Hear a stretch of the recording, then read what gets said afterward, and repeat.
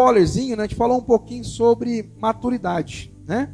O apóstolo Paulo, vocês veem que ele é muito citado, né? Ontem lá no conselho também, o apóstolo Paulo foi citado várias vezes. O apóstolo Paulo, ele fala muito sobre maturidade. E maturidade, igreja, é essencial para a vida do crente.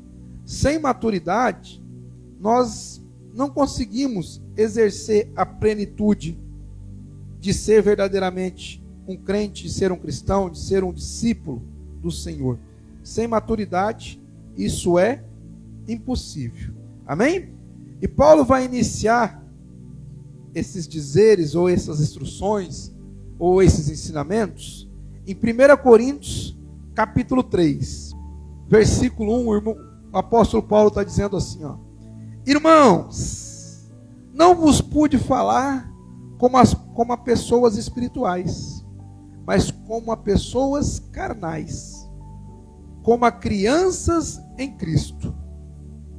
O que vos dei para beber foi leite, e não alimento sólido, pois não podieis recebê-lo, e nem ainda agora podieis, porque ainda sois carnais, visto que campeia entre vós todo tipo de inveja, discórdia, e por acaso não estáis sendo carnais, vivendo de acordo com os padrões exclusivamente mundanos? Igreja, o apóstolo Paulo, ele está falando aqui que a igreja não está rompendo, porque ela está recebendo apenas o leite. Quando fala de carnalidade, às vezes a gente se ofende, né? Falar o crente carnal, a gente se ofende. Carnalidade quer dizer que a gente está vivendo mais pela carne e menos pelo espírito. No contexto aqui, não quer dizer necessariamente que a gente está vivendo exatamente no pecado. Então, a carne, na verdade, no contexto aqui, não quer dizer apenas pecado. A carne quer dizer as nossas vontades. Amém? Aquilo que a gente quer.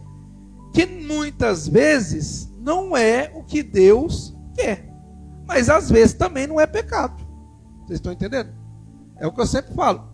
Na maioria das vezes, quando a gente já tem um certo entendimento, quando a gente já está há um tempo na caminhada, o inimigo vai nos afastar da presença de Deus. De que forma?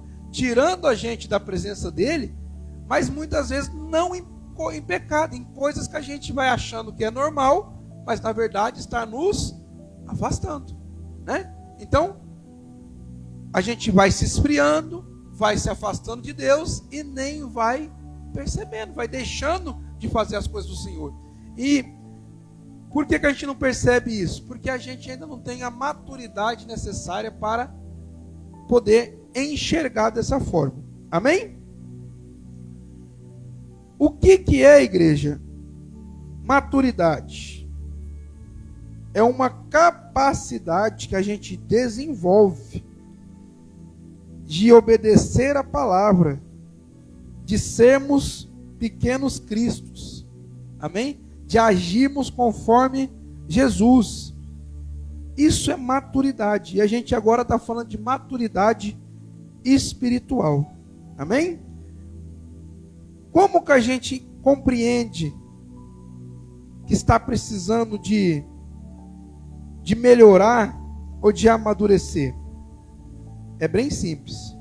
O crente maduro, ele busca um crescimento em Cristo. O que é o crescimento em Cristo?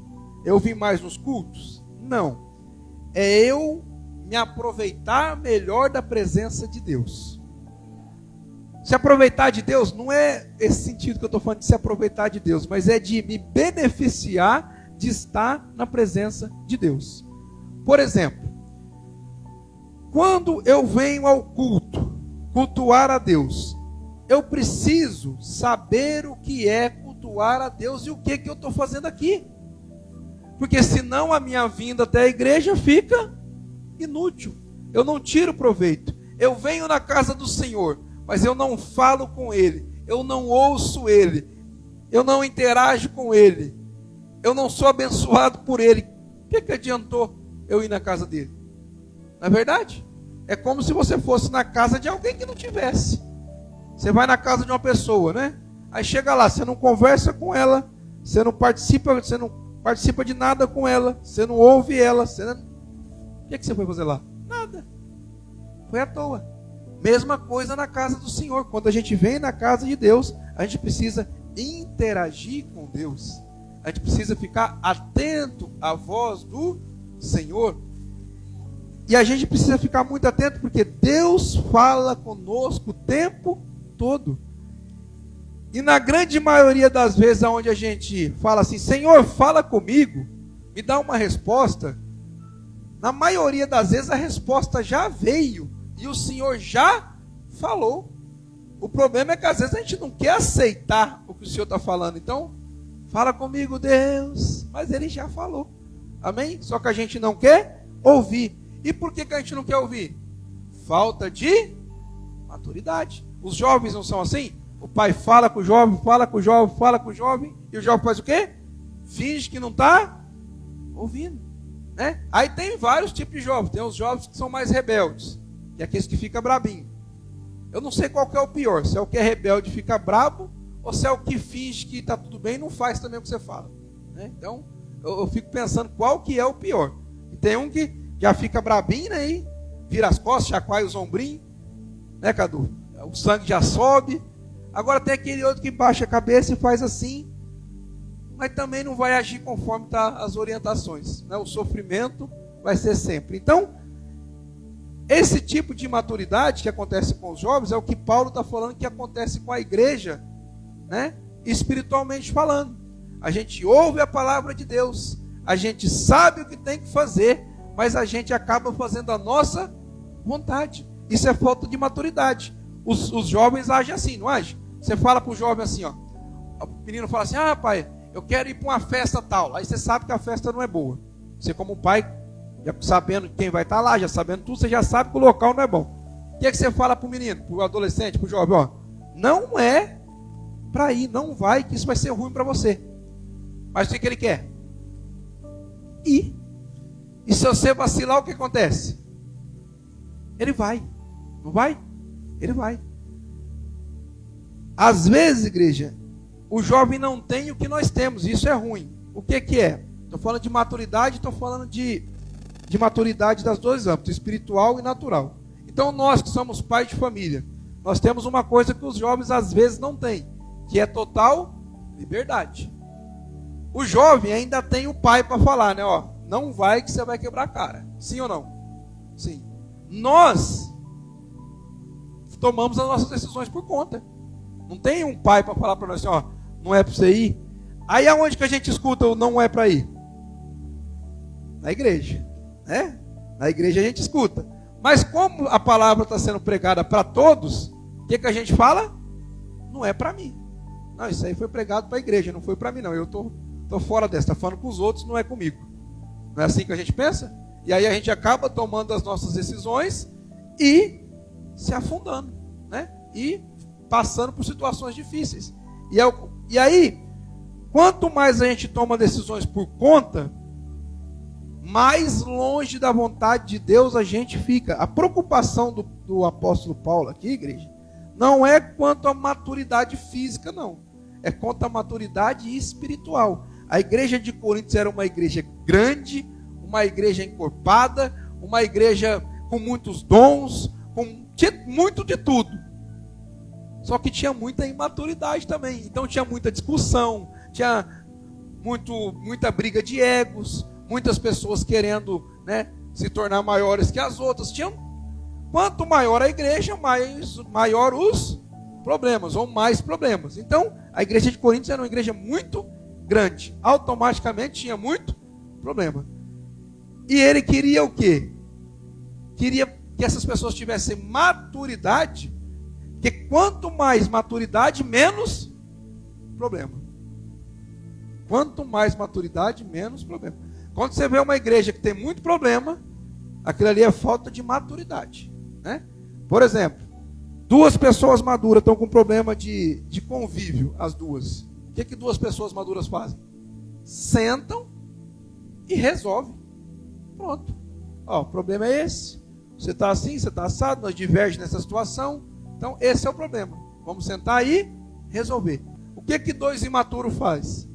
Procura alguém para falar mal daquele irmão, para gerar contenda. Aí gera uma confusão. Isso é imaturidade. Então, primeira coisa que a gente precisa, crescer em Deus. Outra coisa que um crente maduro precisa ter na vida dele, ele precisa entender o seguinte: uma vida com Deus não é uma vida de granja. Pastor, o que é uma vida de granja? Vida de granja é o seguinte: vai lá qualquer dia. Lá perto do Felipe agora tem uma. Quando nós for visitar o Felipe, vamos lá. Do lado tem uma granja de porco. Não estou chamando ninguém de porco não, a granja que é de porco. O que acontece numa granja de porco? O porco come e engorda. Só isso. Alguém já viu algum porco trabalhando lá? Ninguém viu. Se você for lá, aonde eles fazem a sujeira, tem que ir alguém para limpar. Pôr a comida, tem que pôr alguém, pôr a comida no coxo. A água, alguém que tem que pôr. O banho, alguém tem que fazer. A função deles lá qual é? Comer e engordar. Ou seja, não fazem nada. Se for numa granja de frango, mesma coisa. Tem as granjas ali que faz ali de ovos ali, mesma coisa, né? Ou seja, na granja não tem que fazer nada, só se alimentar e engordar. E na igreja? Na igreja a gente precisa trabalhar. Na igreja a gente precisa fazer alguma coisa. Só que não tem espaço para todo mundo fazer alguma coisa dentro da igreja. Não tem. A obra do Senhor não se resume em 4 paredes. A obra do Senhor é do lado de fora. Onde a gente está andando, onde a gente está caminhando, né? Por exemplo, nós temos o irmão Robson aqui, que agora é carreteiro. Aonde o irmão Robson vai, nenhum de nós vai conseguir estar lá. Não é verdade? Ele vai falar com pessoas que a gente nunca viu. Da mesma maneira eu também tenho viajado bastante. Eu vou para lugares que nenhum de vocês vai ter a oportunidade de estar com aquelas pessoas. Então, nesse momento, o que a gente tem que fazer? A obra de Deus. A gente precisa estar falando de Deus para aquelas pessoas. Não é sendo chato, não é isso. É apresentando a Deus para essas pessoas. Amém? Então a gente precisa aproveitar as oportunidades. E qual que é a grande maturidade do serviço? É entender o que a palavra de Deus nos ensina. O maior é quem? É o que serve e não o que é servido. Então no mundo a gente entende que o maior é o que está sendo servido. A palavra de Deus nos ensina o contrário. O maior é o que serve. Mas não é servir de qualquer maneira. É servir com o entendimento e com o coração. Não é servir de qualquer maneira. A gente precisa servir com o coração. O que é servir com o coração? É ter prazer naquilo em que a gente faz. Vocês não puderam, eu sempre estou falando isso aqui, infelizmente a gente não teve a oportunidade de estar todo mundo lá. Quando a gente foi em Bebedouro e a gente viu o bispo Pedro falando da experiência dele lá na África de lavar banheiro. Gente, você percebe a alegria quando ele fala que ele lavava banheiro. E tipo, ele falou assim, agora eu já estou especialista em lavar banheiro. Então, você vê que ele é um bispo, numa igreja grande, né? Tendo tudo do bom e do melhor. E ele foi para lá para lavar banheiro. Aí ele não falou nada para ninguém. Tipo assim, ele fez o que pedia para ele. Só que ele falou o seguinte, o que eu estou falando de servir? Aí ele falou que tem os dias. Tipo, Felipe vai lavar terça, pastor Paulo, quarta, pastor Odila, quinta, irmão Lucas, sexta, tem os dias. O que eles faziam, ele e a esposa dele? Quando não era o dia deles, eles levantavam mais cedo e iam lá e faziam o serviço. Mesmo sem ser o dia deles. A hora que o pessoal ia lá fazer, já estava pronto. Mas não era o dia deles, mas já estava pronto. Passaram alguns dias, o pessoal chegou lá e falou assim para eles, assim, ó, vocês conseguiram, hein? Faz 3 meses que vocês estão aqui. Nenhum pastor conseguiu passar de uma semana aqui. E quando eu fiquei sabendo que vocês eram pastores de igreja grande, falei, mais um que está indo embora. Por quê? O pastor sai daqui para lá com qual mente? Vou organizar. Eu vou, né, mandar como é que faz aqui. Vão me servir. Falta de quê? Maturidade. Então, esses pastores que eu estou falando, eles já basicamente já fizeram o que tinha que fazer, né? O O Monark deve saber quem que é. Então, ele já montou a igreja lá de Bebedouro, da igreja Ceifa. Então, eles já montaram a igreja, já tem várias igrejas, já tem todo mundo comando. Eles já estão na reta final da caminhada. Então, agora eles resolveram fazer o quê? Servir de uma forma excelente. Porque o maior é quem serve. Mas para a gente entender, igreja, que o maior é o que está lavando o banheiro, e não é um banheiro da sua suíte, não. É um banheiro comunitário. Pra você entender isso, você tem que ter muita maturidade. Para você entender que você vem aqui nessa igreja aqui e faz alguma coisa quando ninguém está vendo, e você não fica pensando, mas não é meu dia, é meu dia. Maturidade. Para fazer o que é a nossa obrigação, isso não necessita de maturidade, isso necessita de disposição. Agora, para fazer além, aí precisa de maturidade. Quando a gente vai trabalhar no serviço circular, por exemplo, serviço normal, quando você faz além, o que o mundo fala para você? Você é um puxa-saco. Sabe por quê? Porque o mundo não tem a disposição e não tem o conhecimento que nós temos. Mas a palavra do Senhor ensina que tudo que a gente for fazer é para a gente fazer como se estivesse fazendo para Deus. Então o intuito, quando a gente faz com excelência, não é agradar as pessoas, é agradar a Deus. Mas consequentemente, as pessoas são agradadas. E consequentemente isso gera um testemunho. E consequentemente as pessoas vão entender, o cara só consegue fazer isso porque é Deus na vida dele. São diferentes. Aí eu entendi um negócio legal. A palavra saudade, né? Eu entendi não, eu fiquei sabendo. Não tem tradução em nenhuma língua, né?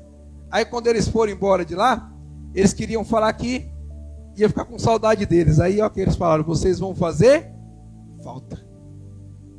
Eles se tornaram pastores lá dentro, igreja. É diferente, é diferente. Uma coisa é você chegar e falar, a partir de hoje eu sou o pastor agora, vou tomar conta daqui.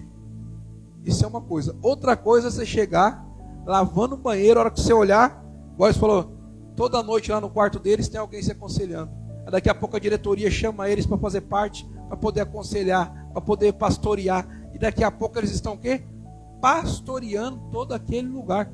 Sem se impor em nada. Naturalmente, mas tudo isso através do quê? De uma vida de serviço. Então presta atenção, o seu serviço traz muito testemunho. Outra coisa que um crente maduro tem é humildade. O crente maduro tem que ter humildade. A humildade, igreja, ela é fundamental. A humildade, ela nos livra de problemas, e a humildade, ela facilita a nossa vida. Vou dar exemplos facinhos disso aí. Quando você não sabe alguma coisa, você não sabe, e você tem humildade de perguntar para alguém, isso facilita a sua vida de um tanto que você nem imagina. Você não sabe, é só perguntar. Mas tem gente que tem o quê? Uma dificuldade, porque não tem humildade para poder reconhecer que ele não sabe. Ele não quer falar para outra pessoa que ele não sabe fazer aquilo que a pessoa sabe. Gente, eu vou falar para vocês coisas simples. Não sei se vocês estão acostumados com isso, mas tem uma coisa muito simples. Um coco verde. Eu gosto muito de coco. Coco verde é uma coisa facinho para você furar. Com qualquer instrumento que você tiver na mão, fazendo a coisa certa, você fura e coloca um canudinho. Mas se você não souber, você está pego. Você vai urrar ali meia hora suando para você abrir um coco, se brincar ainda deixar a água cair fora. Por quê? Falta de perguntar. Se eu não sei, é só eu perguntar. Às vezes lá no litoral, eu até deixava para me ver. As pessoas iam lá e vamos passear, Paulo, vamos. Ia comer um caranguejo. Chegava no caranguejo, aí colocava aquela porção de caranguejo. Eu ficava só olhando, né? A pessoa pegava um garfo, cutucava o caranguejo puf, pro lado do prato. Eu puf, pro lado do outro. Pegava uma faca. Ninguém come caranguejo de garfo e faca. Mas precisa de quê? Perguntar. Como é que come caranguejo? Vem um martelinho, você quebra e come o que está dentro. Simplesinho de tudo. Mas para quem não sabe, vai passar fome com a porção de caranguejo na frente. É basicamente o que acontece na casa do Senhor. às vezes a gente tem a imaturidade de perguntar alguma coisa. E às vezes a gente vai buscar onde? Na internet, porque é muito mais fácil. Então a internet tornou refúgio de pessoas arrogantes. Por quê? A pessoa não quer se colocar na humildade de aprender, porque ela não quer falar que ela não sabe, e aí ela vai na internet. Só que qual que é, igreja, a credibilidade daquela pessoa que você está vendo ali? Não estou falando que é ruim, mas é uma pessoa que você nunca viu, que você não conhece, que você não sabe quem é. Como é que você vai acreditando assim, facinho? Né? A palavra de Deus fala o seguinte: maldito o homem que confia em outro homem e faz da carne mortal o seu alicerce, seu braço forte. Aí a pessoa fala assim: ah, não posso confiar em ninguém. Não é isso que a palavra de Deus está dizendo.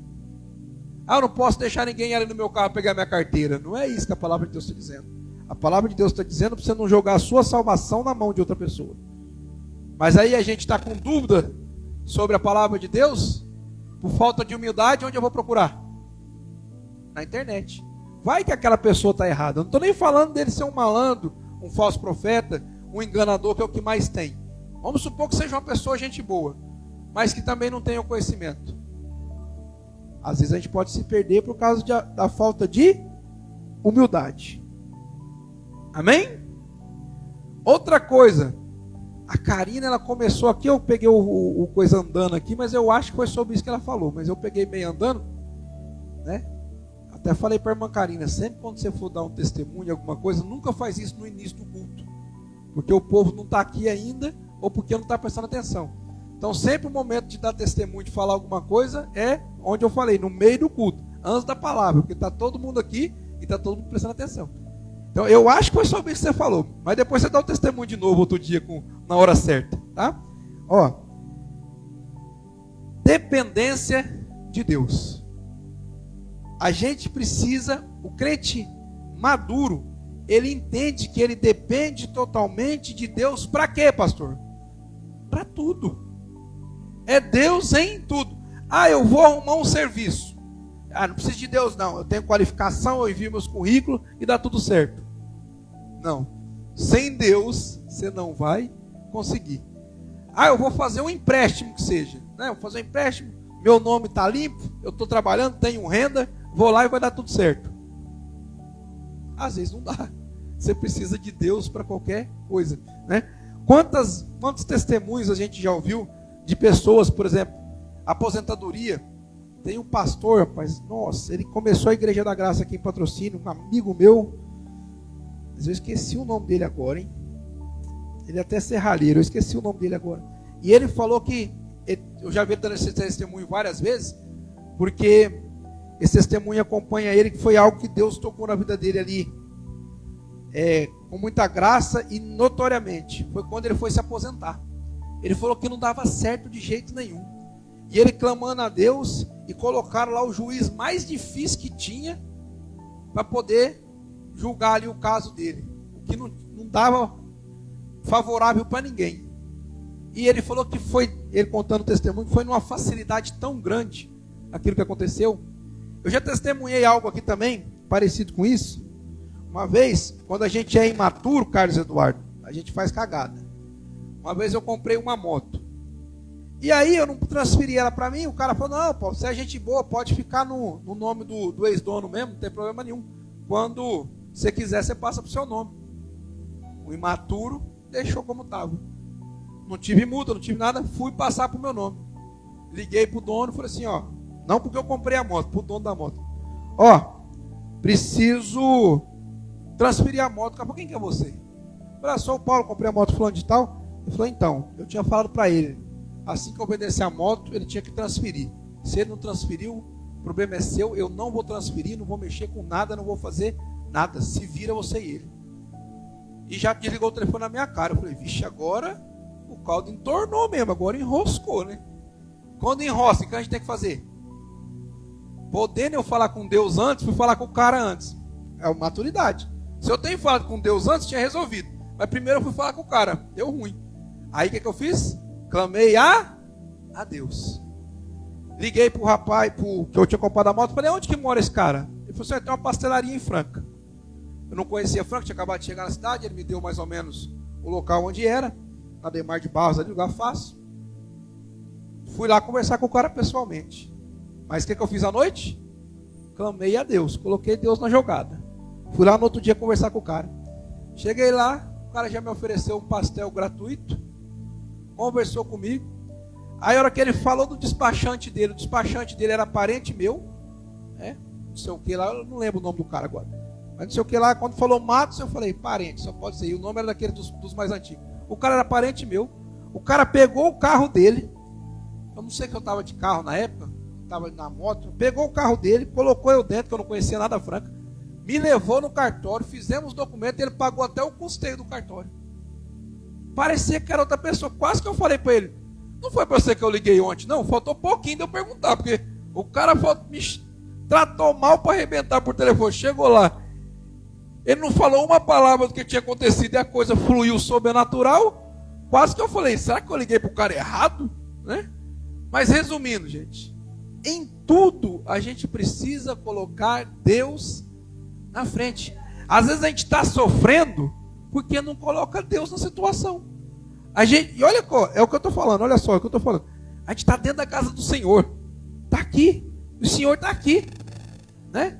E quando a gente vai embora, vai com a gente aqui, está facinho para falar com Ele em qualquer momento, e a gente fica sofrendo. Por quê? Imaturidade. O crente imaturo sofre à toa. É que nem a criança mesmo, sofre à toa, não é verdade? Imaturidade faz isso.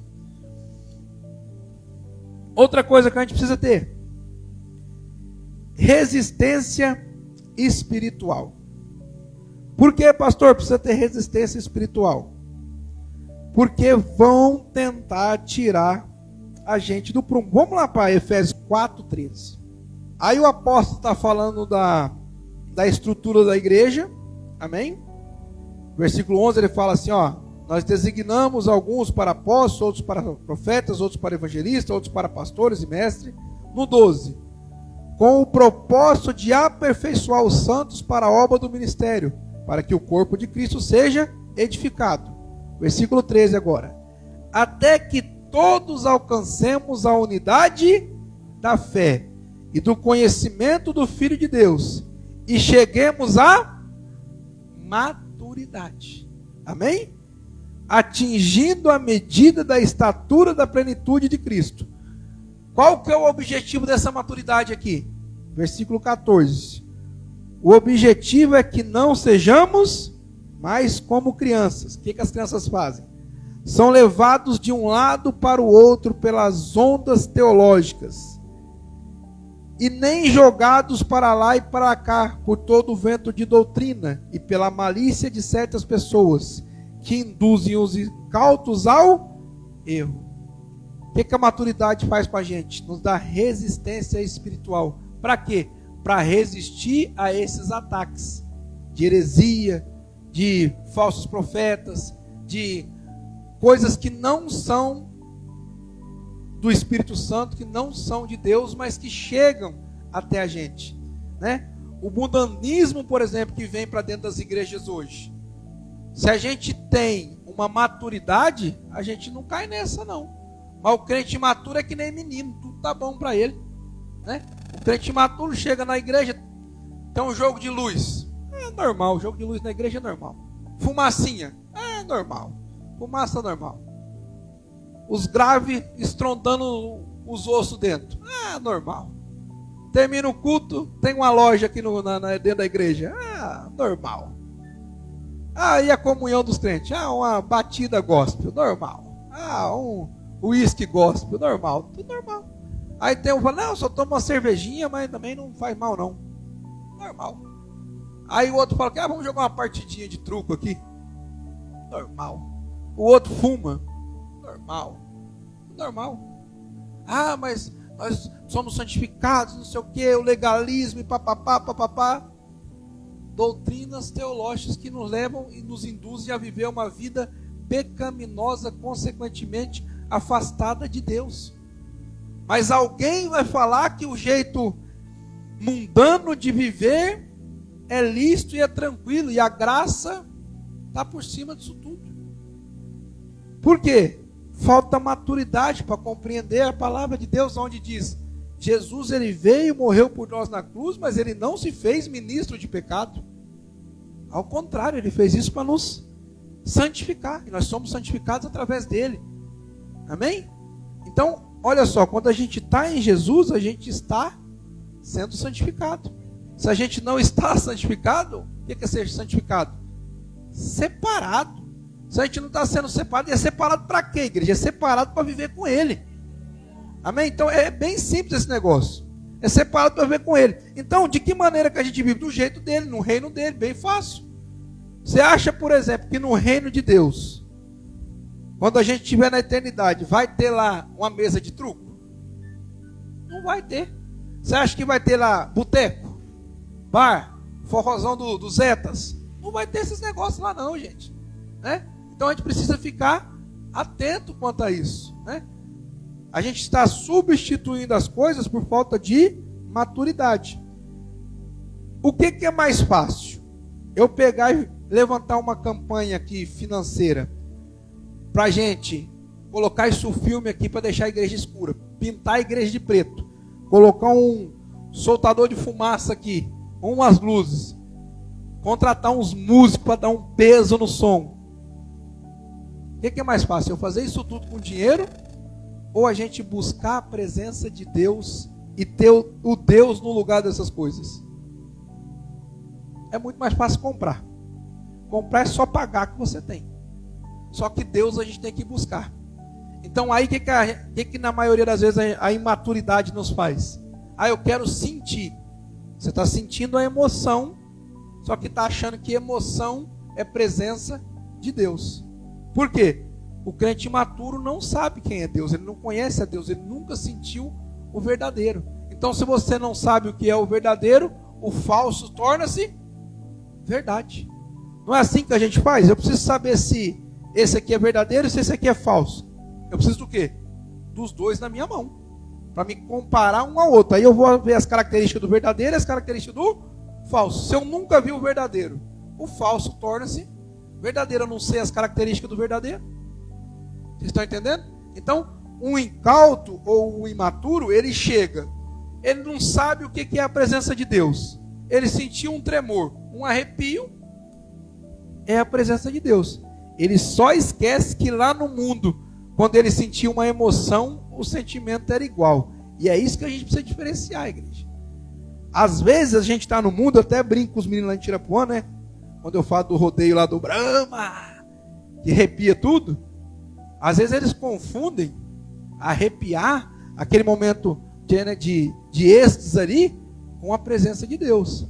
A presença de Deus, ela nos traz uma alegria incomparável e uma sensação inexplicável.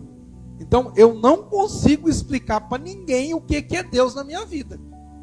Eu tento, como Paulo faz aqui muitas vezes, ele tenta, mas é inexplicável, é incomparável, é inigualável. Então, se eu estou sentindo na igreja qualquer coisa que eu já senti no mundo, ainda não é o que Deus tem para mim. O que Deus tem para mim é único e exclusivo da parte dele. Amém? Então, Paulo agora, aqui em Éfeso, ele está dando essa instrução para eles. Nós precisamos atingir a maturidade, a plenitude. Outra coisa, igreja, que a maturidade nos traz: responsabilidade. Maturidade vem acompanhada de responsabilidade. Preciso aprender duas coisas nisso. Uma, reconhecer quando eu estou errado e quando é responsabilidade minha. Se eu fiz algo que era da minha responsabilidade, ou eu deixei de fazer e aquilo era minha responsabilidade, eu preciso assumir o erro. Bem simples, né? Vou dar um exemplo aqui. O Robson trabalha de carreteiro. O Robson está sendo meu exemplo hoje, estão percebendo, né? Se ele recebe uma multa, quem é que paga? Tem que pagar, Robson. Multa de excesso de velocidade. Por quê? Quem que estava acelerando? Ele. Você acha justo o patrão estar lá na cadeira dele sentado e falou para o Robson: Robson, mantenha a velocidade da estrada, não ultrapassa. Foi o que ele recebeu. Ah, patrão, mas e se eu atrasar? Não tem problema, mantenha a velocidade. Nós vamos te dar um prazo que é para você conseguir fazer mantendo a velocidade. Aí o Robson resolve ir a 120 para adiantar meia hora. Recebe uma multa.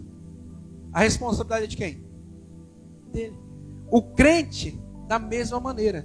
Às vezes o crente se atrapalha espiritualmente e ele quer culpar o outro. O crente está frio na fé e quer culpar o irmão que está fazendo não sei o quê. Aí a igreja que aconteceu isso. Aí o pastor que falou tal coisa. Aí não sei o quê. A gente tem que assumir a nossa responsabilidade em Deus, igreja. Se eu estou ruim com Deus, ou se eu estou longe de Deus, o problema é meu. A palavra está aqui, está sendo pregada. A forma de fazer está sendo dita. Eu é que não estou fazendo. Né? O patrão falou para o Robson, estradas, vias normais. 80 por hora? 80 por hora. Pronto. Acabou de ouvir 80 por hora. Está indo a 100 por quê? Porque quer. Então assume a responsabilidade. Ele não pode falar depois, ninguém me falou, eu não sabia. Não, mas eu acelerei porque vi um cara atrás querendo me ultrapassar. Deixa o cara passar. Não tem nada com a sua vida. Ah, eu tive que acelerar porque fulano, não. Você acelerou porque você quis, o pé é seu. Então, dentro da igreja da mesma forma. O que você está vivendo é porque você quer viver. As decisões são suas. Ninguém te obriga a nada. O que a palavra de Deus faz? Nos norteia. Que é o que a legislação faz, que é o que as regras fazem no seu serviço. A forma de fazer é assim. Se você quer fazer fora disso, a responsabilidade é sua. O que eu estou dizendo? A palavra de Deus norteia as nossas decisões. Então, a maneira de fazer é conforme a palavra de Deus. Eu não quero fazer. Eu assumo a responsabilidade. Amém? E outra coisa que a gente precisa de entender. Falando de responsabilidade. Às vezes a gente quer passar nossa responsabilidade para os outros, porque a pessoa tem uma maior responsabilidade que a nossa. Presta atenção. Independente do nível de responsabilidade, a responsabilidade por tudo é de cada um de nós. Amém? Deixa eu ver como que eu posso dar um exemplo tranquilo disso aí. Facinho, vai te entender. Tem um jogo de futebol. Cada um tem uma responsabilidade lá. Um jogo de futebol profissional tem um horário para chegar.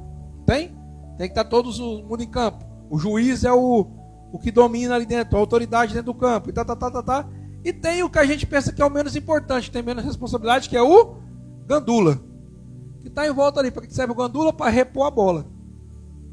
Dependendo desse gandula, se ele não tiver responsabilidade, o time dele pode ser prejudicado porque ele não teve responsabilidade.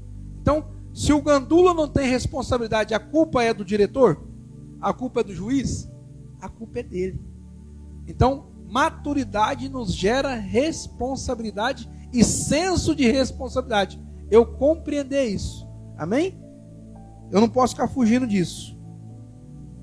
E o crente infantil, igreja? O crente infantil, ele já tem um comportamento carnal. Não é isso que o apóstolo falou lá no Coríntios 3? Vamos voltar para lá. Versículo 2: O que vos dei para beber não é alimento sólido, pois não podeis recebê-lo, nem ainda podeis agora, porque ainda sois carnais. Então, o crente maturo, ele é carnal. Ou seja, ele faz o que a carne dele deseja. O crente maturo, quando ele vai na igreja? Quando ele tem vontade, quando ele quer. Ah, hoje minha carne não quer, então eu não vou. Né? Por isso que eu falo de responsabilidade. Maturidade e responsabilidade. Por que o pastor tem que ter mais maturidade? O pastor não pode ir na igreja quando ele quer, pode? Eu levanto para o domingão, rapaz, hoje eu estou cansado, sol quente, podia dar um pulinho lá em Delfinópolis. O pastor pode fazer isso? Porque tem responsabilidade. Consequentemente, quando a gente tem responsabilidade, isso vai tirando de nós a carnalidade. Carnalidade é o quê? Satisfazer a vontade da carne. O pastor tem vontade de fazer outras coisas? Tem, a carne quer fazer outras coisas. Mas a carne não domina o espírito. Vocês estão entendendo o que eu estou dizendo? Então, por exemplo, você vai ler a palavra de Deus. Você vai lá estudar 1, 2, 3, 4 livros da palavra de Deus. Você acha que a carne não quer assistir o Netflix? Claro que quer. Dá uma olhadinha ali. Aí a carne é malandra, gente. Sabe o que ela faz? Ela fala assim, como você é um crente, você vai deixar de ler a Bíblia, mas você vai assistir The Chosen. Que é a mesma coisa. É The Chosen que fala, Gadu? É? Estou falando bonito, né? Você vai assistir aquela The Chosen. Porque está falando da palavra de Deus. Aí terminou a série, não leu a Bíblia de jeito nenhum. Aí terminou 6 meses depois, vou ler a Bíblia. Ah, não. Agora eu vou assistir o Apóstolo Paulo. Que série sensacional. Aí vai lá. Por quê? A carne, você acha que a carne prefere o quê? Assistir o The Chosen? Ou ler aqui 3, 4 capítulos? Então, esse comportamento carnal, ele é um comportamento de imaturidade. Outra coisa que a imaturidade causa: divisão. Todo crente imaturo, ele não quer ser imaturo sozinho. Ele quer ter alguém, ele quer ter alguém junto dele. Ó, tem até uns paninhos aqui. Ele quer ter alguém junto dele do mesmo jeito. Amém? Então o que ele faz? Ele busca alguém para fazer parte daquilo que ele está vivendo. E aí ele começa a dividir. Por isso que começa a ter grupinho dentro da igreja. O grupinho daqui, o grupinho dali. É diferente, igreja. Quando eu falo grupinho de igreja, é diferente de, por exemplo, às vezes o irmão vai na casa do outro que tem mais afinidade. Grupinho não é afinidade. Afinidade é normal.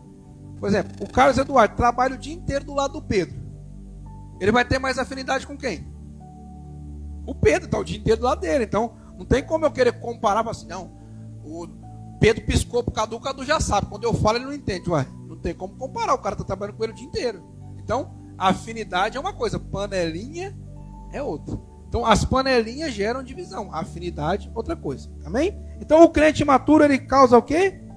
Divisão. E outra coisa que o crente imaturo tem: rivalidade. Crente imaturo gosta de rivalizar. Pastor, eu não tenho isso, então eu vou te explicar. Vou olhar para a cortina para não ver a cara de ninguém. Aí eu lavo a igreja. Aí no outro dia que é o outro irmão que lava, eu venho, dou uma olhada e falo, eu faço muito melhor. Se não fosse eu, aí ó, deixou essa cadeira aqui virada. Tá vendo? Se eu não tiver aqui, nada é feito. No meu subconsciente eu virei o que daquela pessoa? Um rival. Ao invés de eu entender que eu estou somando, que ela lava na terça e eu na quarta, não, eu sou melhor do que ela. E né?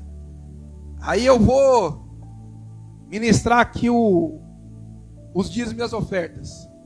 Nossa, que cara fraco, não tem nem teologia. Sou muito melhor do que ele. Aí, quando é o crente bonzinho, nós igreja maior ainda fala assim, pastor, tira ele, eu sou melhor que ele, faça aquilo lá. Ó. As ofertas dele estão levantando R$100, ixi, eu levanto R$1.000 facinho, facinho. Rivalizando. Era assim. E tem lugares que incentivam isso. Eu já participei de lugares a quais eles falavam, você tem que ser melhor que o outro. O cara só tem 15 pessoas na igreja, você tem que ter 30. Você vai lá e você seja melhor que ele. Ah, só rende 2.000 por mês, você vai lá e que vai render 4.000. Você tem que ser o cara, vai lá. Rivalidade, falta de maturidade. Isso às vezes em igreja velha, mas com falta de maturidade. Então, os irmãos, eles começam a ser rivais um do outro. Competir um com o outro. A igreja não é para competir, é para somar. Né? Às vezes a gente vê um irmão se despontando, em vez da gente falar glória a Deus por isso, a gente fala assim, não, mas eu estou melhor que ele, porque ele está despontando e eu não. Porque o pastor falou para ele fazer isso, não fala para mim. O pastor manda o fulano orar, mas não manda eu orar. O pastor faz isso, mas não... Rivalizando. A gente não se alegra com a felicidade do outro. A gente não se alegra com o outro rompendo, e o outro rompendo é coisa boa. Ontem eu estava conversando com o pastor Paulo da Igreja da Graça, lá na reunião do conselho. Ele falou assim, pastor, eu me alegro demais quando eu vejo o senhor. Eu falei, por quê, pastor? Ele falou assim, eu lembro, quando nós começamos, você lembra aquela segunda-feira que nós começamos? Nós fomos lá para segunda-feira, primeiro dia na igreja, segunda-feira. Ele estava chegando e nós também. Só tinha eu, a pastora, a Paola, que as meninas não eram nascidas ainda. Eu, a pastora, a Paola e ele. Só. 3 pessoas no culto. E ele desenvolveu o culto e tal. Aí passaram-se aí alguns meses, né? E a gente lá, e pinguinho de gente. Aí ele falou assim: pastor, começa um trabalho para mim lá no... Como chama o lugar lá? João Lopes Sobrinho. Aí começamos o trabalho lá. Eu e a pastora. Aí diminuiu, porque aí já não tinha mais, né? Aí já era eu que fazia, então ele já não estava. Só eu e a pastora e as cadeiras. E ele falou: e eu lembro disso. Aí tinha vez que ele falava: vai lá em Capitinga para mim. Chegava lá em Capitinga, quantas pessoas tinha? Só a dona da casa, porque a igreja tinha acabado, ficou a dona da casa, então tinha uma pessoa. E eu não conhecia os outros. Quando ele ia, ele ainda ia de carro e buscava. Eu não conhecia, não tinha ninguém. Ah, vai lá em Tirapuã, mesma coisa. E a gente caminhando. Ah, vamos lá em Franca, mesma coisa, né? E a gente caminhando. Precisava, alguém ia batizar, que bom, pegava meu carro, levava lá em Franca. E ele falou assim: hoje, quando eu vejo, né, o senhor presidente do Conselho de Pastores, isso muito me alegra. E é o pastor que começou comigo. Então, você vê, olha o que é a maturidade. Ele não pensa assim: ah, o pastor Paulo está rompendo e eu não. Não, ele pensa: que bênção, começou comigo e agora está rompendo, olha que bênção, olha que coisa boa. Então, olha o que a maturidade traz para a gente: alegria ao invés de tristeza, ao invés de rivalidade, não, é prosperidade. Quando a igreja de patrocínio entender e parar de rivalizar, que isso é imaturidade. Ah, o fulano de tal convocou um culto do conselho, o presidente agora é o pastor Paulo, o que nós vamos fazer? Vai todo mundo para lá. Ah, agora o presidente é o irmão não sei de qual igreja. Normal, vai todo mundo para lá. Agora não sei o que, não, o conselho está crescendo, que bom. Ah, tinha 10 igrejas participando, mudou o presidente, agora tem 30. Que bênção, que maravilha. Olha, né? E no próximo tomara que tenha 50. Maturidade, irmãos. Maturidade, ela elimina do meio de nós essa rivalidade. Outra coisa que a maturidade faz, o Paulo está falando isso lá em Efésios também. Ele fala que o pessoal começou a falar assim: eu sou de Paulo, eu sou de Apolo. Começou com essa rivalidade também, né, entre homens. A imaturidade, igreja, faz a gente manter o foco em pessoas, em si mesmo e em líderes. Sem maturidade. Ah, é meu líder, beleza, né? Que bom que é meu líder. Mas e o dia que não for meu líder? Né? Tem gente, por exemplo, imaturo. O pastor Paulo está pregando aqui quase todo dia, né? Sou um fominha de pregação violenta, né? Mas aí, o dia que não for o pastor Paulo, eu vou falar: hoje vai ser o irmão Russo que vai pregar. Aí o pastor Paulo avisa: ó, domingo é o irmão Russo. Chega no domingo, não tem ninguém na igreja. Por quê? Ah, mas o irmão Russo, não é possível. O irmão Russo vai pregar. Por quê? Estão vindo buscar quem? A palavra ou o pastor? Então, a imaturidade faz a gente buscar pessoas. A maturidade nos lembra de quem está falando é o Senhor, independente de quem ele está sendo, de quem ele está usando. Amém? E a gente vê isso muito, é claramente isso aí. Principalmente no lugar que está começando. Se o pastor não for, nada acontece. E tem igreja grande que é assim também, né? Eu estou aqui para falar das outras também não. A nossa igreja é assim. Tem muitos eventos que se o pastor Maurinho não for, ninguém da igreja vai. Né? Ele pode nem falar que ele não vai, senão ninguém vai. Porque foco no líder. Imaturidade. Outra coisa, igreja. Buscar um alimento sólido. O que é buscar um alimento sólido? É se aprofundar no conhecimento da palavra. A gente fica só no superficial. Vou dar um exemplo.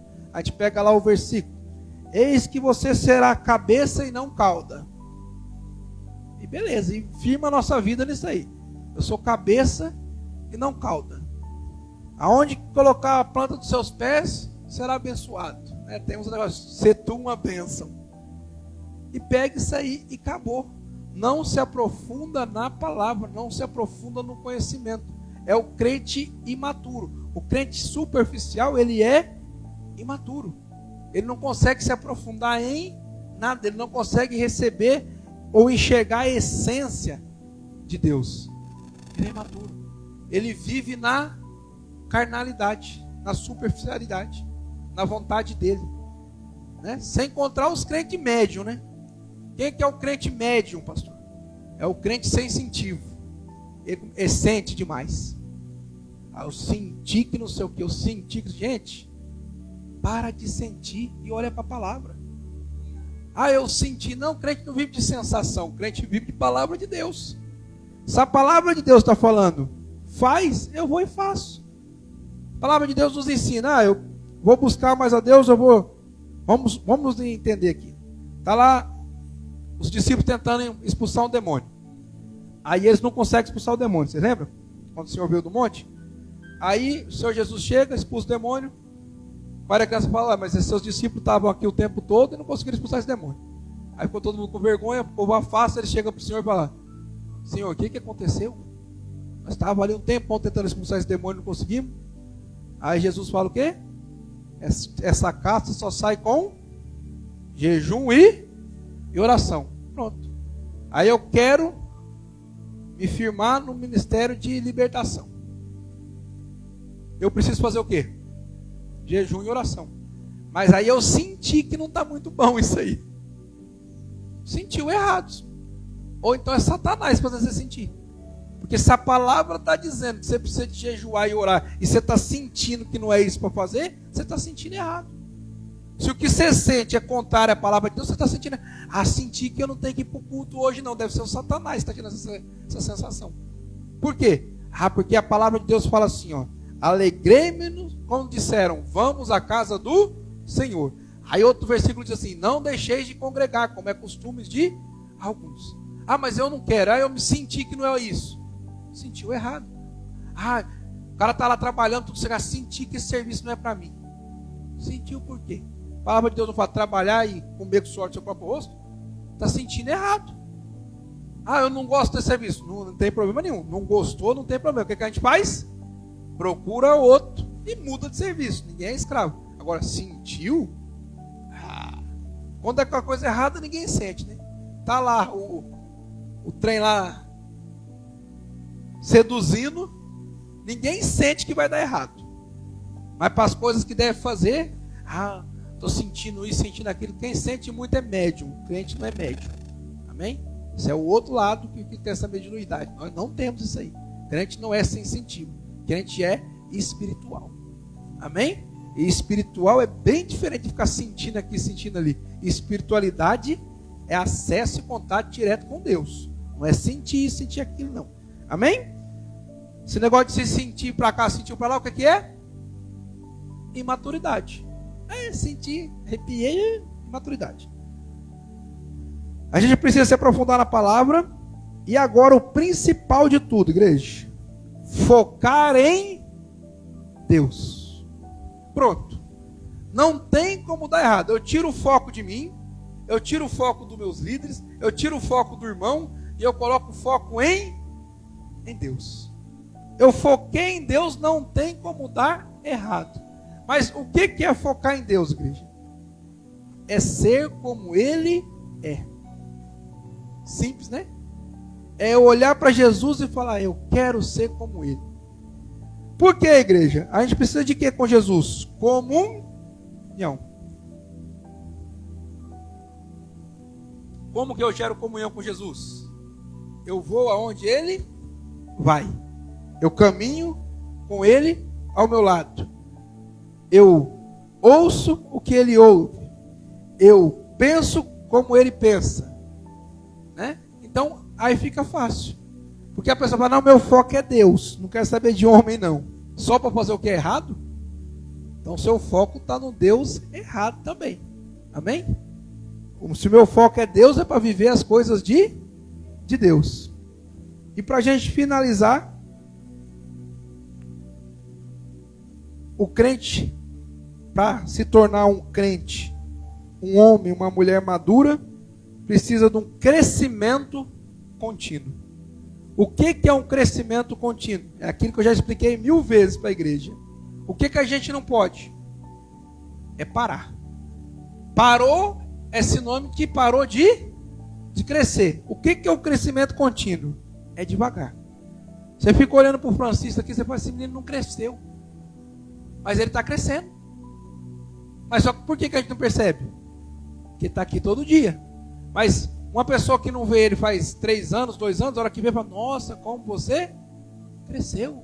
Você está enorme, né? Está um gigante. Não chega tanto também. Mas vai acompanhar o crescimento. Porque ele está ainda desenvolvendo. Por mais que a gente não consiga enxergar, né? Os meninos aqui, tem uns pinguelão aqui, Luan, por exemplo, aqui, ó. Tá parecendo um bambu, velho. A gente nem percebeu, porque ele estava do nosso lado, né? A gente nem estava percebendo. Um dia eu falei pro Vitinho, o Vitinho também está crescendo. Falei, parece que ontem você estava menor, é porque a gente não vai reparando, aí ele estava do meu lado, estava desse tamanho. Eu falei, esse menino parece que estava pequeno ontem. Então, quer dizer, as crianças estão crescendo, né? Sem parar. Uns crescem mais, outros crescem menos, mas todos crescem. Espiritualmente falando, é da mesma forma. O que a gente não pode fazer? É parar de desenvolver.